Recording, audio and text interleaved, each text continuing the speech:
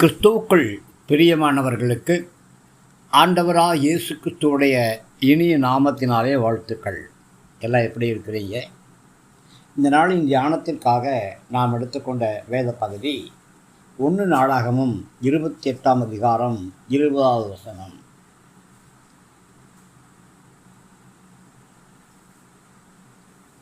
நீ பயப்படாமலும் கலங்காமலும் இரு, தேவனாகிய கர்த்தர் என்னும் என் தேவன் உன்னோடு கூட இருப்பார்.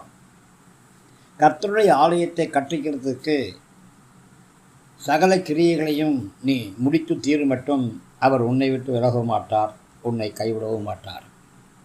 பிரியமானவர்களே, கர்த்தர் உங்களை விட்டு விலக மாட்டார். கர்த்தர் உங்களை கைவிடவும் மாட்டார். கடும் புயல் வீசினாலும், கொடும் காற்று வீசினாலும், கடல் அலைகள் ஆர்ப்பரித்து எழும்பினாலும் நீங்கள் பயப்பட வேண்டாம், கலங்க வேண்டாம்.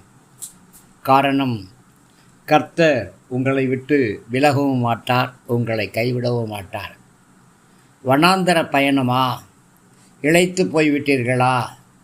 நீங்கள் பயப்பட வேண்டாம், கலங்க வேண்டாம். கர்த்தர் உங்களை விட்டு விலக மாட்டார், உங்களை கைவிட மாட்டார்.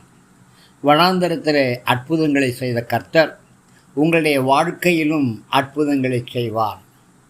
கொடிய நோய் படுக்கையிலே காணப்பட்ட பிள்ளைகளுக்கு அற்புதம் செய்த கர்த்தர் உங்களுக்கும் அற்புதம் செய்வார். மரணத்தின் படுகொழியிலே விழுந்திருந்த பிள்ளைகளுக்கு அற்புதம் செய்த கர்த்தர் உங்களுக்கும் அற்புதம் செய்வார். அவர் அதிசயமானவர். அவர் ஆலோசனை கர்த்தர். உங்கள் மேல் கண்ணை வைத்து உங்களுக்கு ஆலோசனை சொல்லுவார். நீங்கள் நடக்க வேண்டிய வழியை கர்த்தர் உங்களுக்கு காட்டுவார்.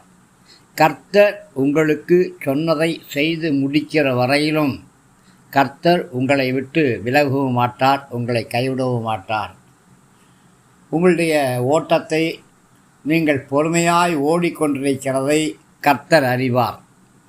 நியாயத்திற்கு ஜெயங்கிடைக்க பண்ணக்கூடிய கர்த்தர் நெறிந்த நாணலை முடியாமல், மங்கி எரிய திரிய அணையாமல் ஜெயகர்த்தராய் இருக்கிறவர் உங்களோடு கூட இருக்கிறார். அவர் உங்களுக்கு சொன்னதை செய்யுமளவும் உங்களை விட்டு விலக மாட்டார், உங்களை கைவிடவும் மாட்டார். அதனாலே தொடர்ந்து ஓடுங்க, தொடர்ந்து முன்னேறுங்க. உங்களுடைய காரியங்கள் கடைசி வரைக்கும் வெற்றிகரமாகவே இருக்கும். தேவ பிரசன்னம் உங்களோடு கூட இருக்கும். தேவ கிருபை உங்களை ஆசீர்வதித்து வழி நடத்தும். பயப்படாமல் இருங்க, கலங்காமல் இருங்க. ஆமேன்.